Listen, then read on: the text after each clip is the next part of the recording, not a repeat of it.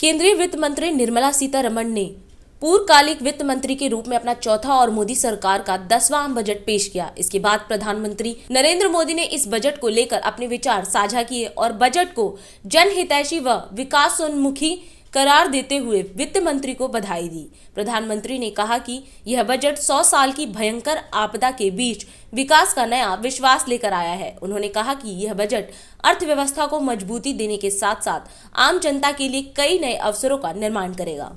ये बजट अर्थव्यवस्था को मजबूती देने के साथ ही सामान्य मानवी के लिए अनेक नए अवसर बनाएगा। ये बजट मोर इंफ्रास्ट्रक्चर, मोर इन्वेस्टमेंट, मोर ग्रोथ और मोर जॉब्स की नई संभावनाओं से भरा हुआ है।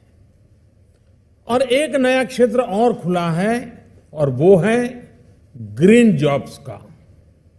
ये बजट तत्कालीन आवश्यकताओं का भी समाधान करता है और देश के युवाओं के उज्जवल भविष्य को भी सुनिश्चित करता है। ये पिछले कुछ घंटों से देख रहा हूं जिस प्रकार से इस बजट का हर क्षेत्र में स्वागत हुआ है, सामान्य मानवी की जो सकारात्मक प्रतिक्रिया आई है उसने जनता जनार्दन की सेवा का हमारा उत्साह अनेक गुना बढ़ा दिया है।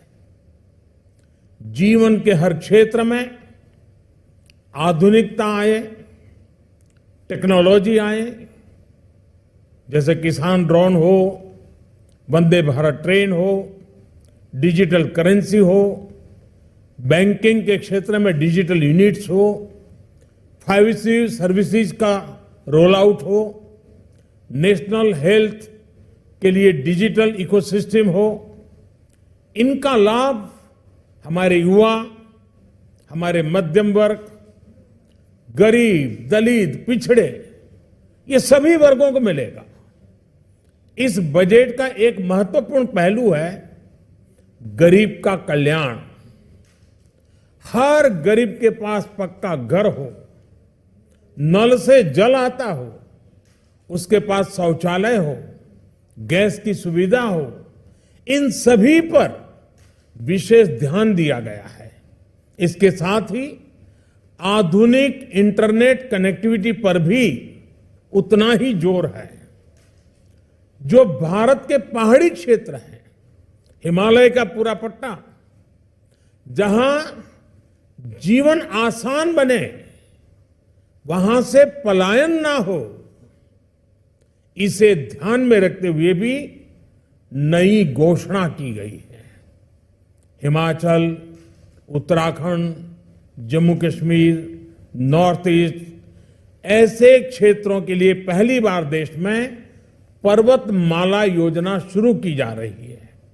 ये योजना पहाड़ों पर ट्रांसपोर्टेशन और कनेक्टिविटी की आधुनिक व्यवस्था का निर्माण करेगी और इससे हमारे देश के जो सीमावर्ती गांव है, बॉर्डर के गांव है, जिसका वाइब्रेंट होना जरूरी है, जो देश की सिक्योरिटी के लिए भी आवश्यकता है, उसको भी बहुत बड़ी ताकत मिलेगी।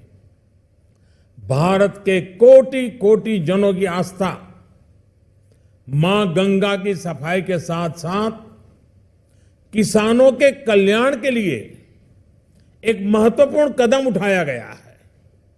उत्तराखंड, उत्तर प्रदेश, झारखंड, बिहार, पश्चिम बंगाल, इन राज्यों में गंगा किनारे नेचुरल फार्मिंग को प्रोत्साहन दिया जाएगा।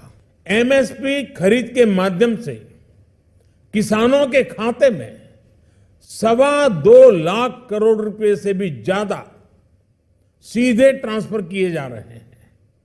कोरोना काल में एमएसएमई यानी हमारे छोटे उद्योगों की मदद और उनकी सुरक्षा के लिए देश ने लगातार अनेक निर्णय लिए थे, अनेक प्रकार की मदद पहुंचाई थी।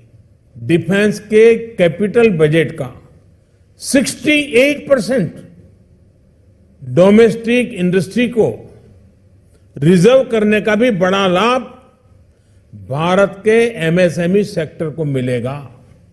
ये आत्मनिर्भरता की तरफ बहुत बड़ा मजबूत कदम है।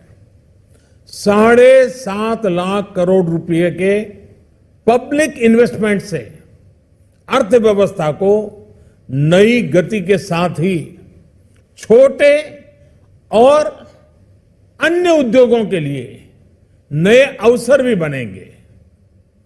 मैं वित्त मंत्री निर्मला जी और उनकी पूरी टीम को इस पीपल फ्रेंडली और प्रोग्रेसिव बजट के लिए बहुत बहुत बधाई देता हूं।